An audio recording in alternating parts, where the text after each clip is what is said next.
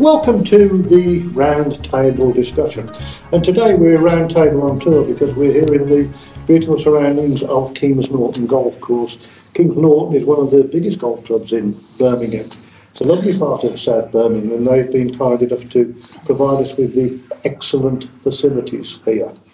We've not been on the golf course, so we're sitting round the table and we're going to discuss this afternoon the topic of skills. And I've got three guests with me.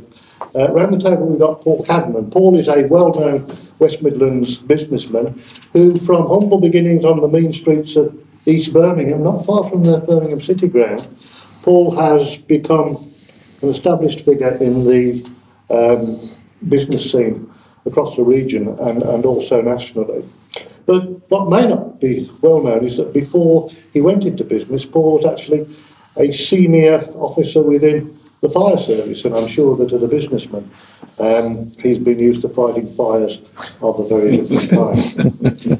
Also with us this afternoon is Dr. Steve Walker. Steve is a former banker, but we're not going to hold that again. Steve, that's a skeleton in his cupboard, and I guess we've all got them. But Steve is now involved with helping businesses in the field of obtaining finance. And Steve once told me that the primary funders of small business are what he called the three Fs: family, friends and fools. However, there is another way, and the other way includes ART, which is the Aston Reinvestment Trust, and that enables businesses that cannot gain funding from the traditional sources, and frankly that's probably most businesses these days. There's an adage that if you don't need money you can borrow it, and if you do need money you ain't got a chance. So Steve deals with that sort of problem. And our third guest this afternoon is Safraz Ali. Saf, as he's better known, is a popular figure across the Midlands and also with a national profile. He's a serial entrepreneur, and his interests are as diverse as commercial cleaning and nails and beauty. However, Safraz is perhaps better known for two businesses. He's a director of a national domiciliary care service providing care to people in their own homes. And he's also the founder and chief executive officer of the Pathway Group, a company that specialises in vocational and particularly in apprentice training. And Safraz, I know, is also very heavily involved in the mentoring of people who want to pursue business careers. Gentlemen, thank you very much for joining us. I've given you a brief introduction, but just to sort of get tongues loose and all the rest of it, just give us a few seconds on anything that I've missed that you think is important. Let's start with you, Steve. Thanks very much indeed for inviting me. The banking background is a long time ago now, and 21 years ago, with a lot of help from Sir Adrian Cadbury, we founded ART, Aston Reinvestment Trust, which is now called ART Business Loans. And the reason we changed our name and the branding to ART Business Loans is because when we started, we only lent and targeted our lending to the inner cities of Birmingham, the inner areas of Birmingham, deprived areas. We still do that, we still target that, but we now lend over the whole of the West Midlands. But we lend for a purpose, we lend for a mission, we're a social enterprise, and we lend for the purposes of local jobs for local people. We raise money from public and private sector, and we lent last year £2.5 million, and we're basically on a period of growth, and there's plenty of demand out there, as you indicated in your introduction. Thank you, Steve, and I'm sure that as we go along we will establish that funding as well as skills are a very important part of business success. Saf, a little bit about yourself. Firstly, thank you so much, really appreciate the opportunity. My background is from the financial services sector.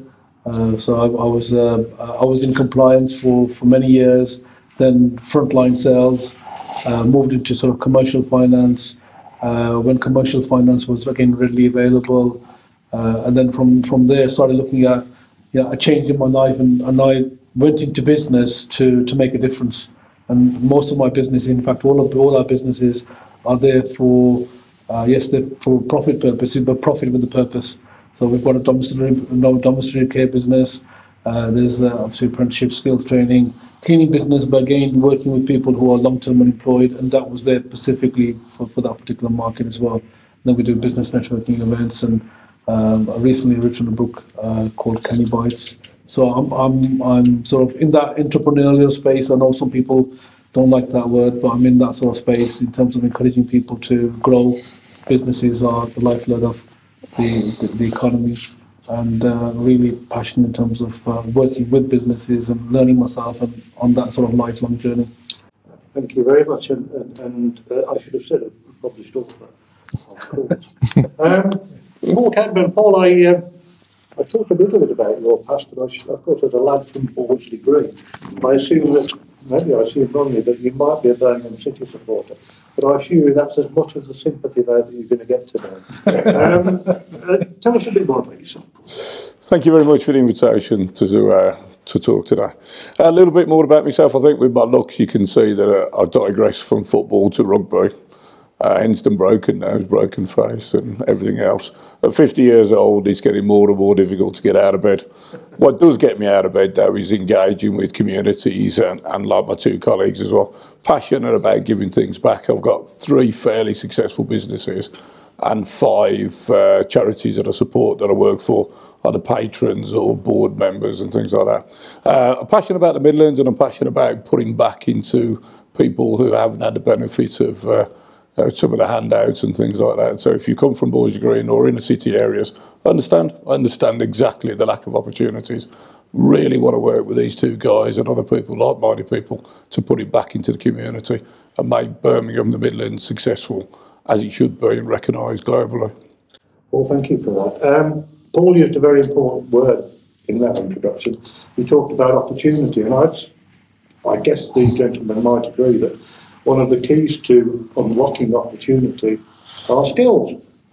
And I want to examine skills in a bit more detail. But first of all, let's just start off by saying, so often it's hard to pick up a newspaper these days without reading a story about alleged skill shortages and all the rest of it. So, gentlemen, in your view, what is the general picture? Do we have a skill shortage or not? Steve? I think you talked to everybody. I mean, I deal mostly with small businesses, so micro enterprises and small businesses, and I think there's a totally different type of skills gap there, and there is a skills gap there than there is in the larger businesses. I think everybody sort of cries out for the fact that there's a skills gap in sort of the tech digital world, high-end engineering, and that's what people are looking for, people to be sort of supported and helped along those lines. That's to get into jobs. I probably come at it from slightly different. I think my colleagues here will probably know more about getting people into jobs and skilled in that area than probably I do. But I think there's another skills gap. So in answer to your question, there are plenty of gaps. And there's always been gaps. There's gaps in access to finance, there's gaps in skills. But I actually think there are gaps in a lot of the enterprises that are actually starting up in terms of management skills, in terms of skills on finance. And of course, I think what you're referring to some degree there are some of the what we might call softer skills, like customer services and all the rest of it. So you're involved on a day-to-day basis in training people in a whole range of skills. What's your general take on the overall picture? Yeah, I mean, taking on what Steve has said, I mean, I think there is a gap, but it's like a recession. You know, people talk about recession, but recession is an average. There's some people that are doing really well, and there's some people that are not so doing well, and then it's an average, and the country as a whole is in that particular case in decline. And this is very similar to the skills agenda. There's some jobs where there's over sort of population, or there's no shortage, and then others where there is a shortage, and there's a generalization as well in terms of there is a shortage. But as Steve said, if you look at SME businesses as a whole, most of them tend to recruit not from the general market, but from friends and family. Similar to your introduction, from different means. So they're not actually looking at the cross section of what's available. So when you're fishing in a smaller pond and you're looking at a particular aspect of it, then your perception is that the people aren't there. But that's generally in terms of SME businesses and how they sort of operate. So there's various things that we can talk about. But I think generally speaking, there's some areas that are short. There's the shortages. Obviously, technology as a whole, there's construction, road haulage, transportation sector, engineering, advanced manufacturing engineering, there's some shortages there. But in terms of the other areas, there's people out there, but it's actually having the skill sets to actually hone in and find those people. And in some cases, look at where people can be developed very easily to the role that they're looking at. Paul, Saf just mentioned advanced engineering. Part of your background is the automotive sector with the Futura Group. And you're also, another of your strands in business is a recruitment business. So you've probably got a good picture in terms of what I might call the supply and the demand in terms of skills. So in your experience, let's start with automotive. What are the skills issues? Are the skills issues? How that is the problem? Picking up on two of the comments that's been said, I think historically there always has been skill shortages, however which way industry develops. We always need new skills and we move forward and things like that. Digitalisation, moving forward, looking for that.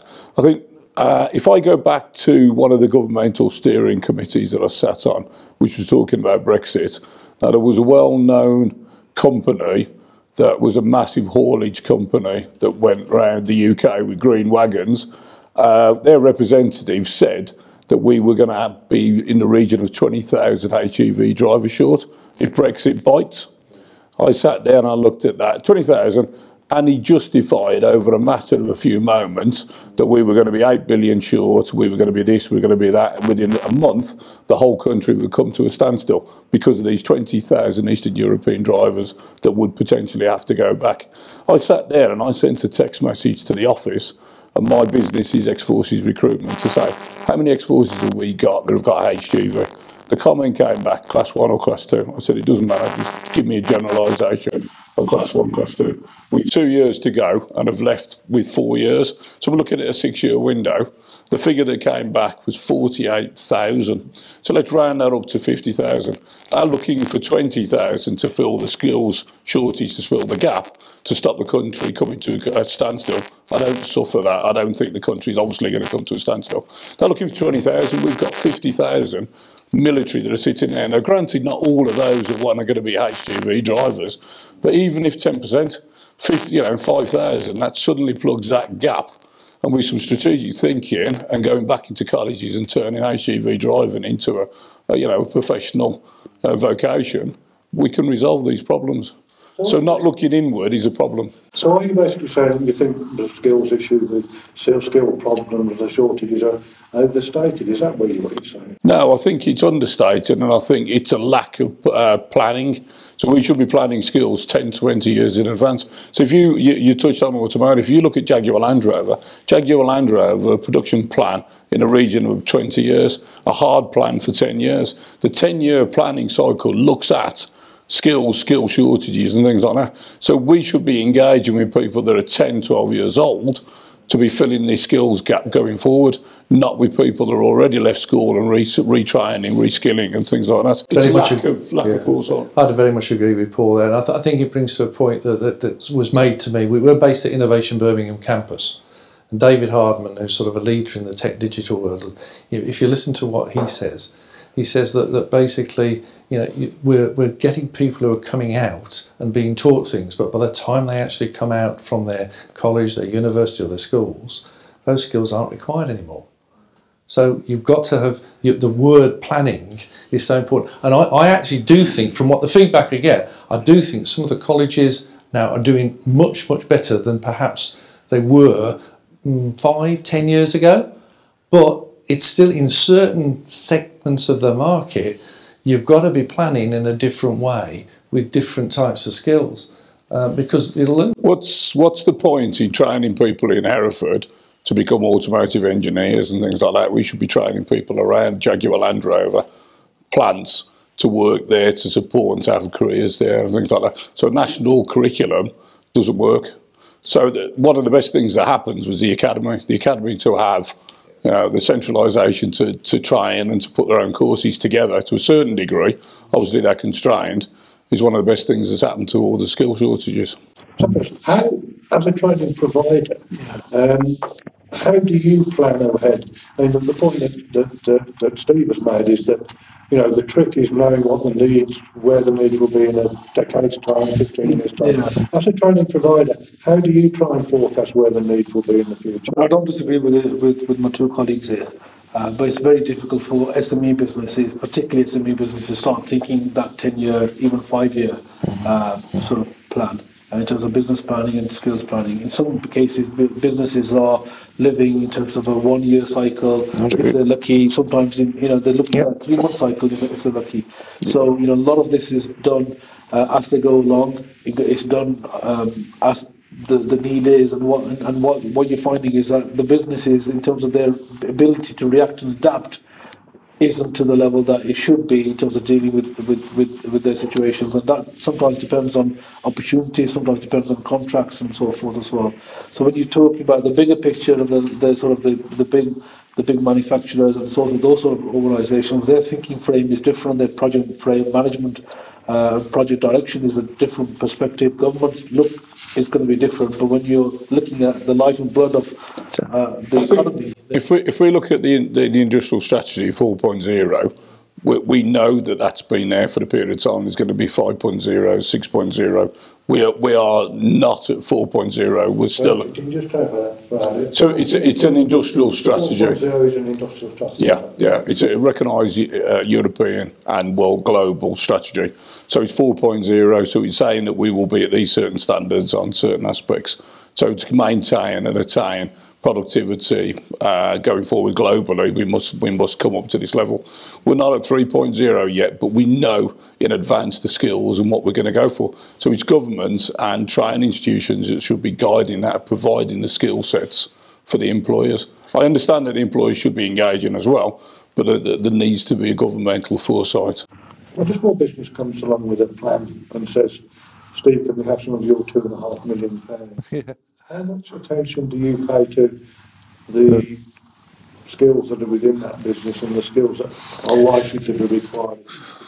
Well, I think that depends entirely upon the business. But I think what we tend to do when we're making a lending book is this is relationship banking as it used to be. So the judgment that you're making is basically the judgment on whether the management team have got the ability. If you're digging down deep, I mean, let's give an example from our own experience now. Let's sort of say there's an awful lot of Balti houses along that Ladypool Road. All right. Now they all of a sudden might have a problem with the chefs. That basically they haven't got the chefs, they may have the staff. Are we actually going to go in and before we make our decision to lend and check whether they've got actually the staff, or are we actually going to rely on the management? Hopefully, we'll ask the questions to the management. If what happens then if the management say, well, I'm sorry, but we haven't got the people, then we're probably not going to lend them the money. So the economy and that part of the economy all of a sudden reduces, and you see closing restaurants, which in actual fact, by sheer irony, I've just heard on the way over here, we're hearing a load of chain of restaurants are closing down. And that's probably in a different, it's not the skill, that's nothing to do with skills, that's about demand. But in terms of skills, I think from a lending point of view, you don't tend to actually sort of dig down. But I would sort of echo sort of Paul's statements there, and in relation to I think the work that's got to be done by training institutions and things, it's not necessarily the businesses are going to come up with it, the small businesses or the larger businesses. They've actually got to start to think ahead themselves in terms of what they actually train and what, it's got to be the basics, hasn't it? But you'd want to be satisfied that the management of the business has got confidence. You absolutely, and that was one of my other areas when I hinted at earlier on, and I'm not sure, because there's so many people now going entrepreneurial, so many people want to start a business, not rather than have a job. There's a lot more than when 20 years ago that I first started art. There's huge numbers, and I don't think in some of the universities and some of the schools there's enough attention paid to basically people teaching them the basic skills of running a business. And the basic skills in terms of finance, marketing, product, just in simple terms, am I going to make a profit? And horrifically, and this is the same with consumer finance, if I borrow money, how am I going to pay it back? You only pay money back, by the way, if you actually make a profit. But some people who are running businesses totally and utterly concentrate on the product or the service, and they don't concentrate on the wider. That's probably because they haven't had an education in that area. Let's look at schools, and I'd like to talk about this, Sam. One of the issues that I think Steve has raised is that there's an awful lot of drive within schools to produce students that go to university because it all sounds very good. And if you're in the sort of business I'm in as a journalist, you'll get press releases about 3 or 4 pupils that are going to Oxford or Cambridge. You'll never get a press release about students who have taken on apprenticeships. Yeah. So are we not going to solve the problem until we've actually changed the thought processes and the mentality of the teaching profession? And isn't one of the problems with the teaching profession that too many teachers have actually never left school? They go from school to university to teacher training college, then back into school. So they've never really had a great deal of real world experience. Do you think that's hard, or is that fair? Yeah, in terms of actually somebody who's got the ability to teach, I don't think they need to have world experience, in my opinion.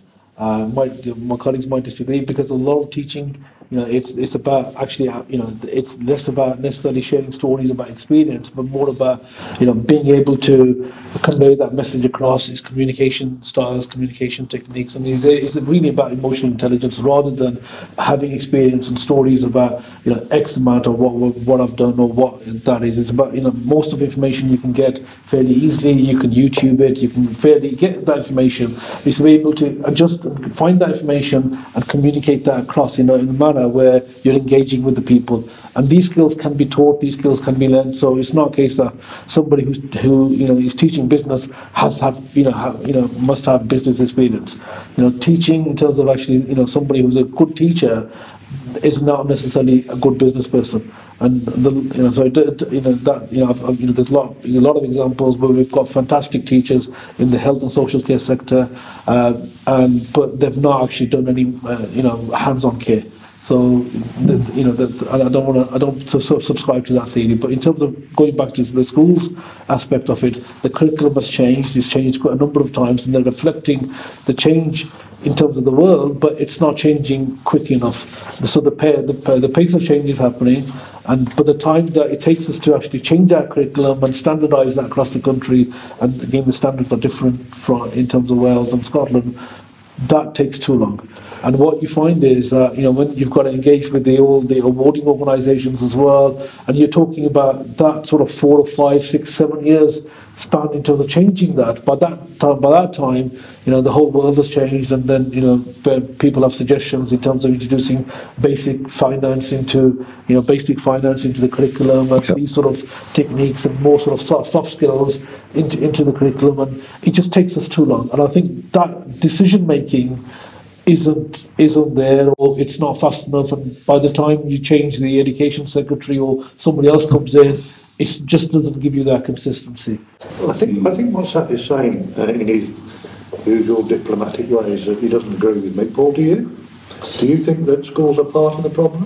I think they are, but I think they're governed by political cycles, and I think the political cycles are too short.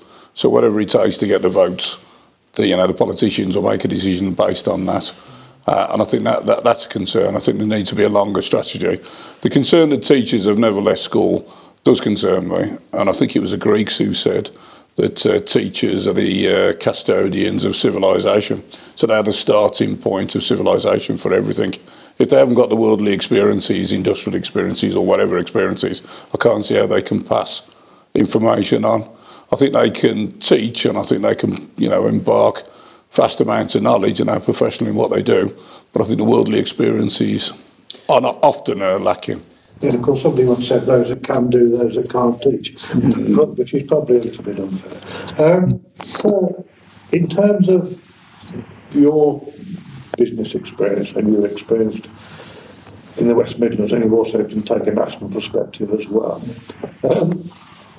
do we have a particular problem in the West Midlands in terms of skills? Well, you're talking about recent press releases saying that the West Midlands is particularly deprived in skills and things like that. I'd counter that by saying I think the West Midlands attitude is a can-do attitude, and we will roll our sleeves up, we'll get on with things and things like that. We'll overcome anything that's put in front of us. I think you can do that with anything. You can carve any stats up and say a specific area suffers from this or benefits from that. So I'd take that press release and that information with a pinch of salt. Yeah, I mean, what you're referring to actually a report which came out fairly recently that said that the West Midlands is the worst part of the country in terms of people that leave school with Qualifications at all, which is not strictly the same thing, I suppose, as skills. Steve, I think they're still leaving school with certain skills, life skills and things like that, but they've got formal qualifications. Let me come back to you and say that I left school with no qualifications at all. Yeah. Steve, you deal with large businesses. Yeah, businesses. absolutely. Is one of the key skill gaps the ability to manage money properly and to recognise the difference between revenue and capital and all of those things that we perhaps ought to take for granted, but we don't? Yeah, I think though you're talking there about those are the basic skills, and I think we were sort of hinting in the conversation there that really life skills and the ability to actually sort of understand money and the aspects in terms of business. The one thing I'm encouraged by, and I have to be perfectly honest, I enjoy going to schools to talk and universities. What I don't enjoy is when I go there and basically I ask the people, how many of you want to run a business? And I don't get anybody put their hand up in the air. That really worries me. When I go to another place and they say, how many want to run a business? And basically 80% put their hands up in the air. That encourages me. And in actual fact, some, you can say, how many are running a business now? And they put their hands up. And the interesting thing is, it's probably the difference in that, it's probably the more disadvantaged areas that basically they will end up saying, we want to run our own business. But isn't that, gentlemen, in part because it's about opportunity? It's about awareness. We talked earlier on about the fact that, more people these days want to run their own business or are self-employed running their own business. But isn't the reality that that's really, in many cases, force majeure? People set up businesses or run businesses because they find it increasingly difficult to get what people of my generation might think of as traditional employment. Saf, you deal with a lot of people. What do you think? Do you think a lot of the self-employment boom is essentially because that's the only place people think they can find a way of earning a living? Yeah, I mean, if you look at the British Asian community in terms of people that I've been talking to, most of the people, particularly my father's sort of friends and that sort of generation, they wanted to progress in professional sector. So their ideal was for their children and for the next generation to go into the professional sectors, which is the sort of typical obviously health and legal and accountancy and so forth. So they've never said to their family, we want you to be a business person or entrepreneur or whatever the case is. And it's only when somebody doesn't achieve that outlook, or they feel that there's a bit of a glass ceiling there, and there's no progression either in work or the fact that they've done the degree and there's no, they're underdeployed in that aspect, and they're on national minimum wage rather than what they thought they were going to be on, and then they start looking at alternatives, and what you find is that these are sort of accidental entrepreneurs effectively, and then what's happening now is because of social media. And the fact that it's a bit more sexy to become an entrepreneur, and these words like hustle on YouTube videos and all these Instagram videos of doing this and so forth, they're seeing it in a slightly different, more alternative choice. Where, as I said before, it's the guys who've gone and done the restaurant here or all these other businesses because they felt that they had no choice but to do this. But now it's seen as an alternative option. It's more sort of seen in positive light as well, because people have, you've got role models, you've got some case studies where people have done well, and there's progression there that's more accepted. But if you go back, say even 20 years, we don't want you to look at this area. Look at something else. Teaching, whatever it is, do something where it's a professional rather than a business or entrepreneurialism. Paul's an interesting case study because I guess Paul is just the opposite of what I've been talking about. Paul is somebody who worked in the public sector and the fire service, pretty senior position, I guess, reasonably decent salary, gold-plated pension and all the rest of it. And yet you decided to leap into the dark and to go into business. What prompted you to do that? not quite a senior position as such, and the salary wasn't excellent. The salary for the public, the emergency services, including police, fire and all that, is pretty poor these days. That wasn't the driver to join the fire service, that wasn't the driver to leave the fire service. I came out in 2005 looking at the future of 10 years, potentially change a pension plan. I signed up for 30 years and they said they couldn't guarantee that that was going to change. The people who joined with me and they were doing a longer term, they don't get any more benefits from it. The pension isn't so great anymore. The life, the job for life, I don't think that's quite true. And the other point was that I spent 20 years in the fire service and thought, I don't want to do this for another 10 years. I needed to have left and to grow and to do some other things and to work for myself. But nevertheless, it was quite a big step to take, I imagine. The wife wasn't particularly happy when I decided to go. Yeah, it was a big step, but I think if you look at my historical cycle, I've worked 4 or 5 years. The Bibby Line Group was 4 or 5 years. Futura was 4 to 5 years and things like that. You do get to a point where you think, I'm fed up of making other people money. The life experiences and the job and the skills and the qualification I got in the fire service was second to none. And the camaraderie and everything. It stays with me. It's part of my heart. But moving forward, working for other people, engaging with other people, making them successful, making them funds, making them money, lives. You do think at some point, and I don't know whether that's the entrepreneurial spirit or not. It could be the right word, right, or not, depending which side of the room you're sitting on. But to move forward and to work for yourself. You Steve. Yeah. Of the people that come to you for some financial support, it's a general question, and there are all sorts of different reasons, I guess. But do many of those that come to you because they want to set up a business come to you because they've decided to do it, having given up a secure job, or are they doing it because they need to earn a living and there's nothing else to do? What's the motivation behind the I think there's a cycle there. I mean, when we first started, we were predominantly lending to very early stage and start-up businesses in disadvantaged areas, mostly the inner city of Birmingham. And so in those cases, I would say in those days, and it was 20 years ago, I would say those people were the sort of people who basically were being helped by a lot of business support agencies to start a business because there wasn't any alternative. And that was happening.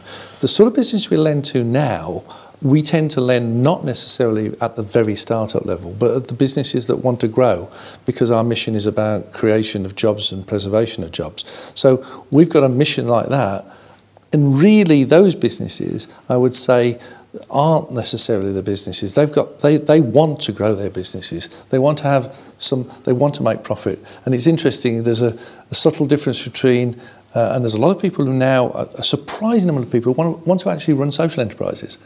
We've got basically 2 businesses here that Paul and Saf are involved in, which it's significantly sort of profit with purpose. They want to do something with the profit.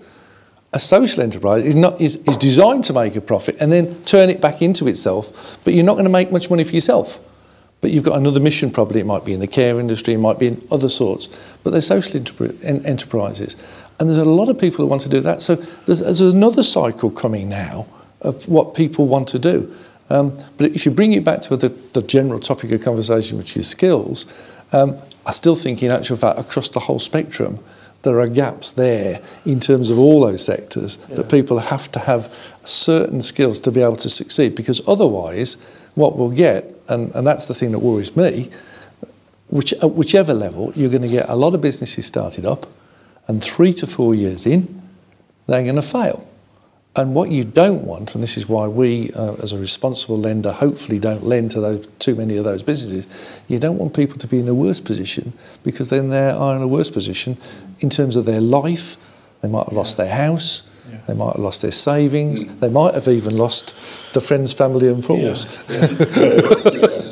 But in the context of your, by the very nature of what you're doing, you would expect some of the businesses that you support not to work. Absolutely. 80% of the businesses that we actually lend to succeed, and it's our passion. That's what we really, really want to see. We want them to pay us back, and we want to see them succeed and carry on. I mean, so it's a great pleasure when that happens. 20% fail, but sometimes, do they fail because of the lack of skills? Do they fail because of the lack of management? Do they fail because there was not a market for the product or service? It's a mixture. It'd be interesting to see how the 20% who then go on, to succeed and things like that. Well, I wish you hadn't said that, because I was talking about an example of that today. Yeah. One of the greatest losses that we had, and I'm not going to mention it now, because basically he's now an immensely successful businessman in Birmingham, and has learned from failure, and that's the American way. Yeah. And basically left a string of debts and liabilities, but for himself as well. But I've never met a true entrepreneur on the journey who's got a good credit rating. That's an interesting position. Just adding to that, I mean, we talk about businesses, and businesses traditionally, have had a bad reputation as well, a bad name. In terms of businesses are, it's all about them and profit, and they don't look after their employees and the staff and other stakeholders, and and that's portrayed on news, that's portrayed in the papers, that's portrayed everywhere. And then you've got the entrepreneurialism, which is fantastic. Somebody's just creating something from nothing, and he's going out there creating jobs. And really, for me, it's how do you get that with PR right for business? Yeah. And for me, it's also similar to what Steve is saying. There's that lack of coaching that happens with new startups. There's no, where would somebody go? You had Business Link in the day. You had advisors that you actually go to. They would challenge you. They would guide you. They would assist you.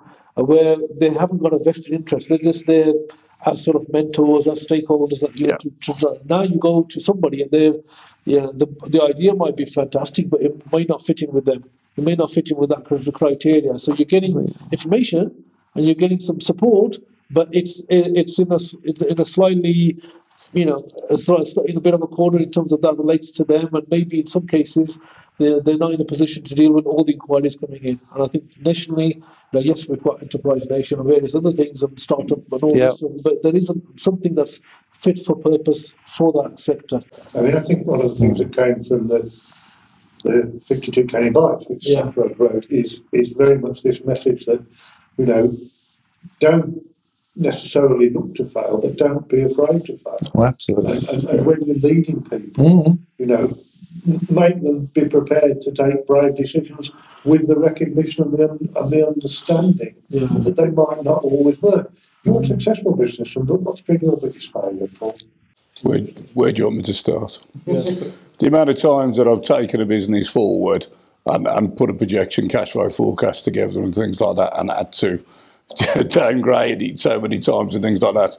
I think that one of my newest businesses, which is New Edge Interiors, it's a design showroom in Solihull. We're looking at a fantastic December, a fantastic January, and who said it was going to snow in February? And now it's going to snow again. So that business is down 50%. Right. There is no way at all, doesn't matter who you are, what skills you've got, you can't plan for that. So I'm talking to a bank manager and he's saying, sales are down considerably this month. I said, well, yeah, it's obvious. Well, why is it obvious? Well, we're not getting any customers.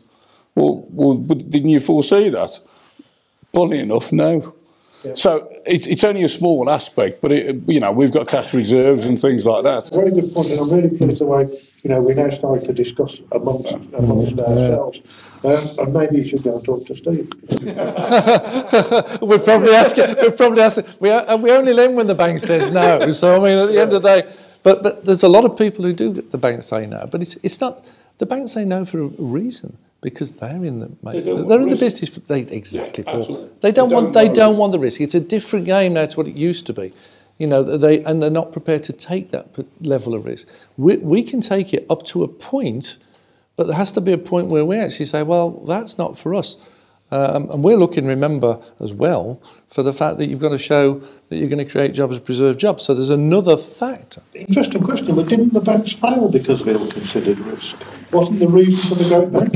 Was it because of the subprime? Oh, yes, yeah. But that was also them trying to be very, very clever with a lot of different instruments. And I think that's not keeping it to the same simple banking process. But I do pick up Paul's point there, that it is right. I mean, who would have thought, for example, that the whole of Salisbury, in terms of their town centre, was going to be closed for a reason such as it is, and everybody is actually going to Bath to shop. One of the other examples is the jewel in the crown for Birmingham is Grand Central.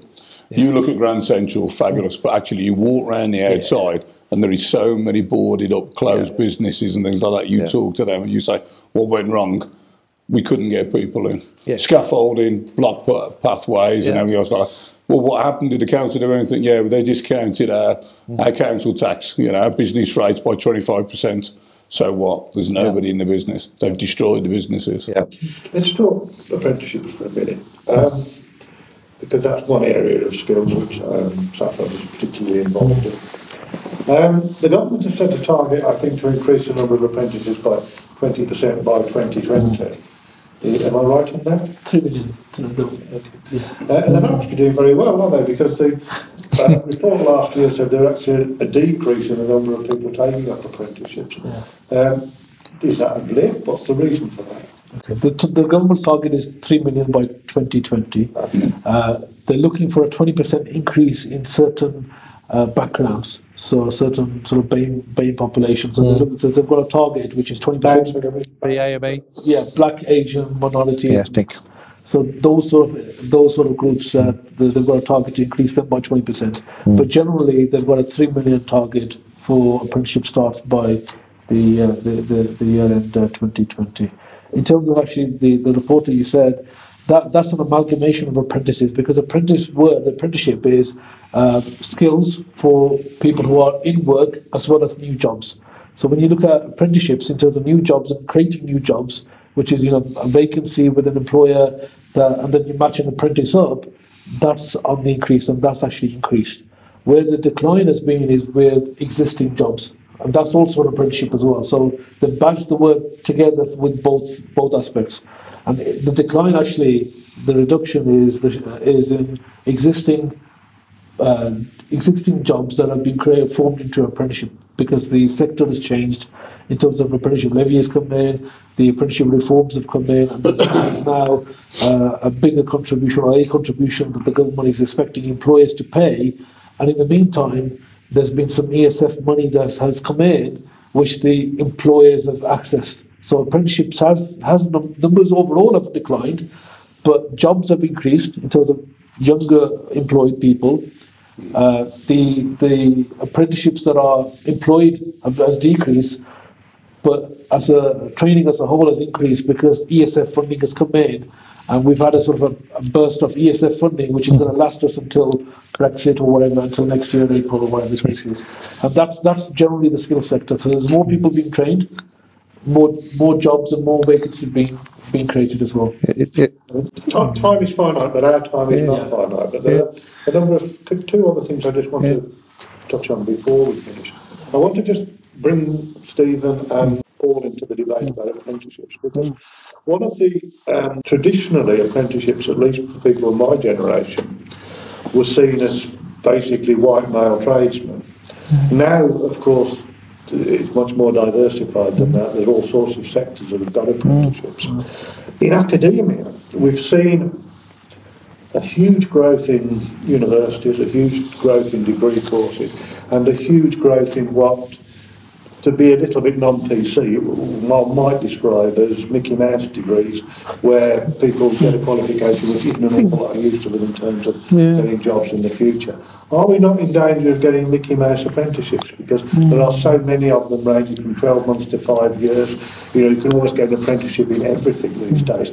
As someone, Paul, who's been involved in technology and automotive, where perhaps we think more in terms of traditional apprenticeships, do you worry that there are now too many different sort of apprentices? Possibly, but I think as employers, you've got to take the bull by the horns, and you've got to go back to strategically looking at what you need, and you've got to engage with the training fraternity. Go to the universities, go to the further education colleges, go to schools, and say, these are the skills that we need. We're already engaging with some of the technical colleges and things like that. We're turning out CATIA alias engineers, and for those who don't understand, it's a software of manipulating surfaces and engineering aspects, so you can put a car together and just blow the car apart and all of its technical parts to do that, and there's a massive shortage for that. So with the recruitment business we've got, we understand there's about 300 to 400 of these engineers missing in the automotive sector alone, and that if we engage with colleges, and we're doing that with Aston Uni Engineering Academy, we're engaging with them and turning out 30 a year. Now 30 a year to fill 300 vacancies, that's obviously going to carry on, is a drop in the ocean, but it's a change of mindset. They're actually going out now, the colleges are going and saying, what do you need? And I think some of the soft courses you were talking about tending to be moved aside, and they're looking at lifelong that. And if you look at the university as well, it's quite interesting now that they talk about graduate schemes, they talk about employment, and they talk about who's got a job and not just moved into a scheme. And they're losing funding on the back of that. So the mindset of taking them through engagement into employment is more prolific for them. Yeah. Well, I from my experience and what I've seen, I mean, my daughter went through university, and the thing that most impressed me about the university she went through was basically they were looking at where she would get a job for what she did. She didn't actually get a job in the same field. She realised that journalism was not really for her, and she went into comms and marketing, and she's progressed. But the university impressed me. That basically, and I think it's, to be honest, it's actually the modern universities where I would say it's not necessarily the red bricks, it's the modern universities. And I think Paul's idea, and I don't know how many people are doing it, but basically the emphasis has got to be on the businesses and the employers, the larger employers, to engage with the FE colleges and the like, and the university to actually, you know, to be put it right. But I think Saf brought up one really important point which we haven't really touched on for the future, and that is that basically it's called money. You mentioned the thing ESF, the European Social Fund. I mean, European Social Fund. You know, what for me is going to be really interesting is when the money from Europe stops, there's going to be a fund somewhere. It's how that fund is divvied up. Is devolution going to work? What I hope for is that basically we're strong enough in the West Midlands and powerful enough to get our share of it, fight for it, and make the right decisions as to where it goes and split up. How it's going to be allocated. Yes. That's something that we're thinking of as an organisation. Because currently we are tendering in terms of ESF funds and so forth, and we're in competition nationally. And you know, how's that decision-making process going to be taking place? You know, who's going to be deciding those things? And, and how big is that pot? And if a company works on a national basis, are they going to be looking at working in each area? Is there going to be an element of regionalisation where, you know, for example, if we now work a little bit in the Greater Manchester area, we're already defining the fact that because we're a Birmingham, West Midlands recognised type organisation, even though we do work across other areas, they perceive us as that area, and it's effectively, well, you know, what are you doing in our area? We can look after that.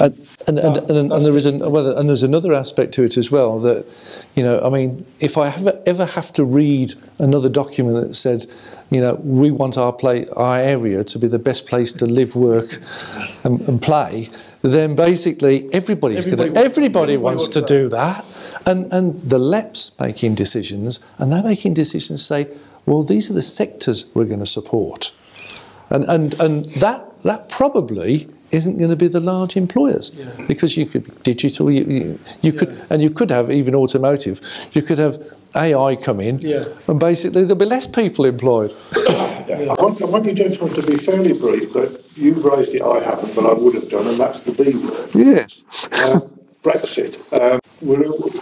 Paul mentioned the issue with regards to drivers, but what we do know is that we're losing nurses in droves. There's a huge hemorrhages of nurses. Certainly the NHS is suffering as a consequence of Brexit. It's a huge mistake, isn't it? But what are the future prospects in terms of skills, Paul, first of all? I think Brexit's good for us. I think we've had it too easy for so long, bringing in people from outside. I think we need to focus on bringing skills and the right skills to the right people. If I give you an example, I know you said be brief, but while I've got the camera rolling, I worked in automotive. We needed some CATIA engineers. There was hundreds of them short, mentioned that previously. The only place we could find them was Romania. Now, it was easy to bring people across them. Within 24 hours, we'd engage with them. Within a week, they were in our studios working for us. Nobody, no colleges, no universities, no schools, trained in CATIA. But the Romanians have been doing it for over 10 years. They've got the foresight, they've done it. It's too easy to bring people across. As an employer, it was too easy to go to Romania and bring people across to do that. Pressure should be on me to engage with colleges, engage with schools, and get the right people around me trained for the right skills. I certainly would. I'm certainly not anti-Brexit. I mean, for me, it's all up in the air. I think I go back to the fact that at this moment in time, Liam Byrne, a little while ago, when there was a change of government, actually turned around and said there was actually no money around. I don't think things have changed a great deal. There isn't any money around. What money has to be made available has got to be made available for the right purposes, and that's the important part, and that's the part we should all fight for.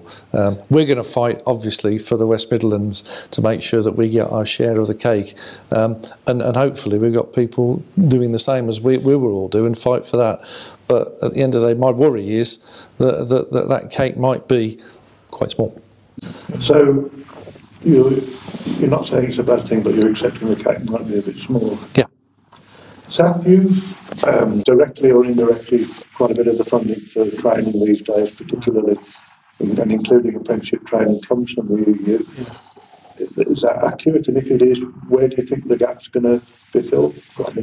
From a personal perspective, I wanted us to remain, but I don't think it's a big disaster. I think we're a resilient nation. I think we can adapt and change. I think some of the issues, personally speaking, are not necessarily European issues. They're immigration as a whole, in terms of how we look at immigration. You know, there is people out there that still want to come into the UK. They see as a country that welcomes people. There's opportunities there, and there's plenty of people out there in the world that would come in. And we're in the market like everybody else, and it's about how you attract those people. But we haven't got the right policies, and that's a government thing rather than a European thing. I think in terms of Europe, in terms of yes, fine, we're getting some money from Europe, but at the end of the day, we're paying into Europe, and we're getting less than what we've paid in. So if we can utilise that money better, we can refocus that money better. Yes, we've got to pay out to actually, that whether it's 50 million, a billion, or whatever the case is. But we have the funds. It's not being utilised, in my opinion, the right way, and they've got to re-look at everything. And my personal opinion is everything should be looked at with a fresh pair of eyes, including international aid, including everything. Everything needs to be looked at with the current state and with the current sort of situation. Not to say, well, actually, we can't touch this and we can't touch this part because of agreements we've had before. Because the world is different, it's changed. Take a new look, take a fresh look, and have a new business plan for the country in terms of the next. Well, time will tell. And from all of our three guests, we've had a relatively positive, upbeat comment there. And I don't think there's a much better place to finish. Well, Cadman, Dr. Steve Walker, thank you very much. Thank you.